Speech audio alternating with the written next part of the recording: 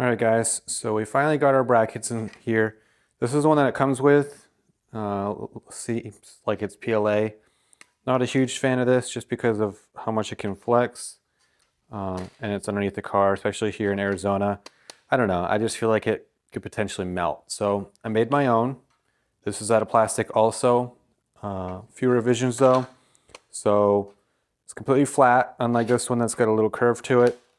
And it also has two standoffs for the new controller. So this is what it looks like. I actually got it made out of stainless, had it powder coated flat black so it matches.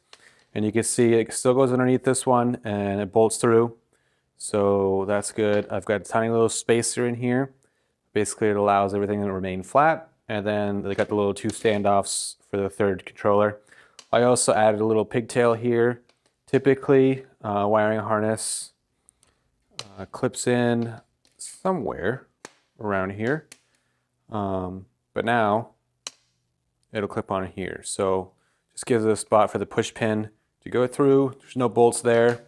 I believe there's that's both holes for the wiring harness.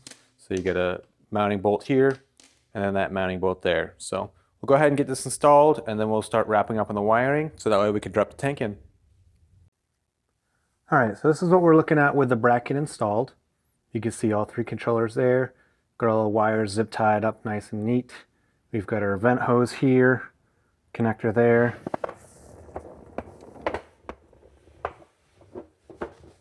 And then we've got our fuel pump wires here. So this is a factory fuel line.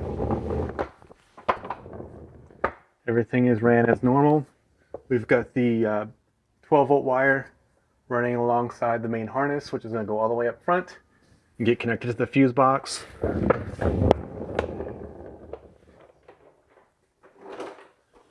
We've got our grounds right here. So I've changed these. This one's for the fuel pump. Got that grounded to the frame, and then this goes to one of the other grounds, I think, for the relay. So those are all fastened nice and tight there. So the only thing we have left to do is install the fuel tank and then run that 12-volt wire and we're good to go. I'm going to want to put a jack underneath here so I can get this lifted up. All right, so we got the fuel tank finally back installed. What a pain in the butt that was. We've got all of the straps all tight. We also have all of the hoses connected back up. And we've got everything on the top of the fuel tank connected. Probably can't see anything back there, but we're all good on the wiring side there. Next phase is to continue to get this 12-volt wire ran along the side. So what I'm going to do now is pop this cubby out so that way I can route it in that plastic retainer and then basically follow that harness all the way forward into the engine bay and then get this eyelet connected to the fuse box. All right, so basically pop this up. There's a little retention clip here. Good. Now we can pop this door open. Yeah, it's a pain in the butt. You just remove this floor liner. There we go. So just pop this up. And we've got these Torx bolts, and this whole cubby will come right up. All right, so we've got the top of the cubby out. Now we get these two 10mm bolts removed, and then the whole bottom cubby should come right out. All right, so we've got the cubby out now. We can pop these little tabs out and get this cover off and start running the wires through that. All right, so basically what I did was I went ahead and disconnected the plastic sheathing from the frame. I'll take you underneath what that looks like.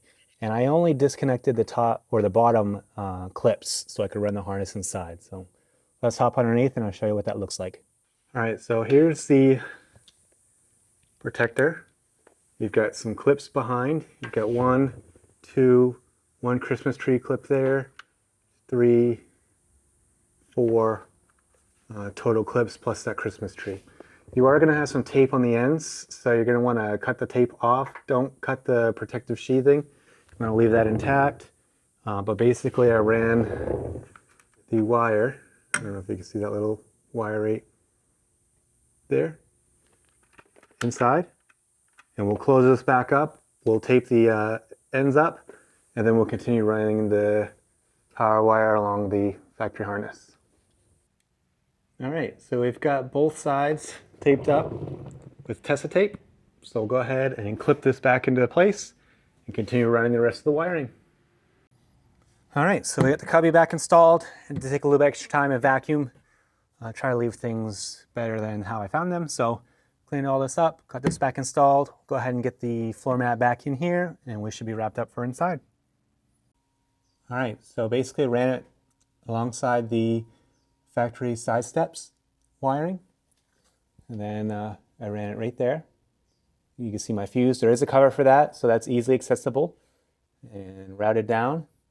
And then I've got it twisted, just a little small loop there for a little bit of strain relief, and I tied it into the same little bus bar as the side steps. So cover goes back on, and we're good to go.